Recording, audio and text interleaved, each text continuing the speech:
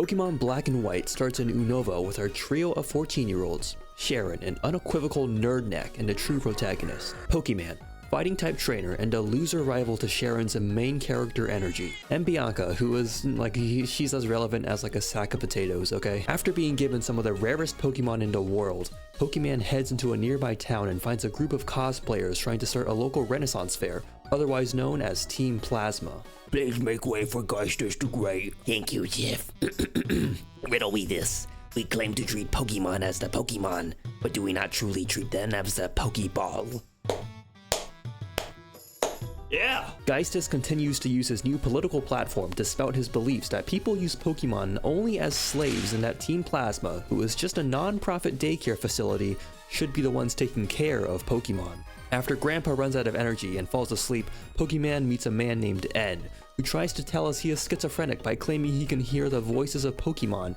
Well, it's too bad Pokemon just doesn't care. Pokemon manages to beat the first gym leader at the cost of his starter, no biggie, and after seeing us accomplish what an 8-year-old could do, a researcher wants us to suck this pink cow dry for its dream juices. Miss Researcher, does this have anything to do with the story? No, but since you're playing on the DSi, you can use it, right? Pokemon heads to Brooklyn, where N has camped out for 3 days and nights so he can tell us his plan to catch Zekrom, one of the 2 legendary dragons who helped to build Unova before it left for scratchers and cigarettes. Moving on to New York City, Team Plasma starts committing minor crimes through pet theft, larceny, and just being a public nuisance. Since Bianca has her pink cow stolen, Pokemon gets wrapped up in the situation and meets Geistis face to face, who spouts so many philosophical ideals and big, smart-sounding words that Pokemon starts believing Geistis has the right idea here. N sends Pokemon an invitation for a date at the local amusement park in the next city over, and tries to impress him by having 2 unemployed cosplayers beat up an old man, before revealing he plays the king in the Renaissance Fair. N then locks Pokemon in a Ferris wheel, and reveals his plan to beat the Pokemon champion to rule over all of Unova.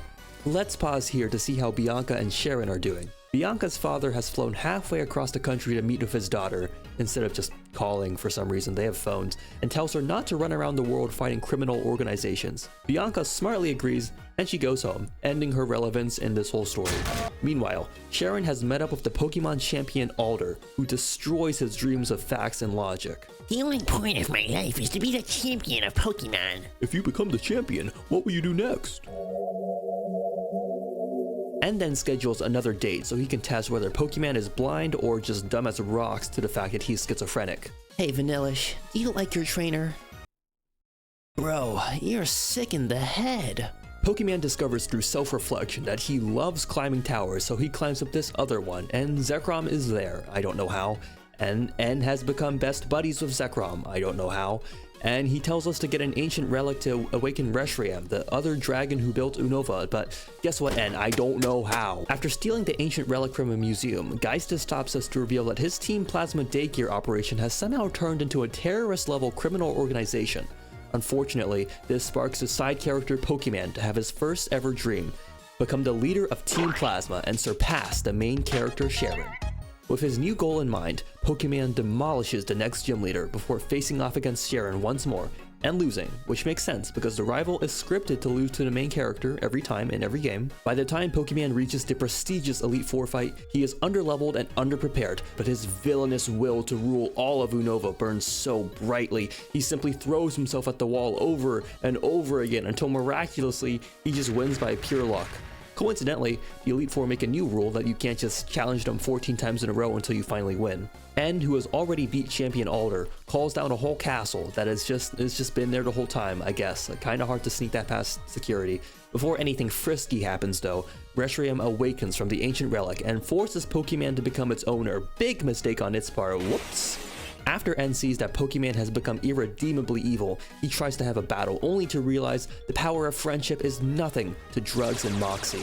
Finally, Geistis, seeing that he's made a monster, decides to put on the big boy gloves and fights us in a decisive battle to rule Team Plasma, which Pokemon dominates with a team of 2 Pokemon and 4 meat shields, really, they were terrible. Now as the supreme ruler of Team Plasma, Pokemon sends Geistis, Sharon, and Alder to prison forever, and N, who is now more madly in love than ever before, tells all the 11-year-olds behind a DS screen to dream their dreams before he jumps off a cliff. Was that his dream? I don't know. And that's all of Pokemon Black White, because look at that, there's the credits, and if you put the credits down, that's the end of the game, okay? Can we agree on that? Look, if you have more to tell in the story, you put the credits, you know, here, right here, okay? After everything is done, not like here, where the game is only 3/4 done, okay? You don't do that. Do you think movies would be better if the credits were put halfway through the movie and it wasn't like a joke title drop, like haha, like just 5 minutes of names and producers rolling on a black screen? No, people are going to leave and walk out of the movie because it's the credits. You're not gonna fool anybody by doing, like, what do you think you're doing?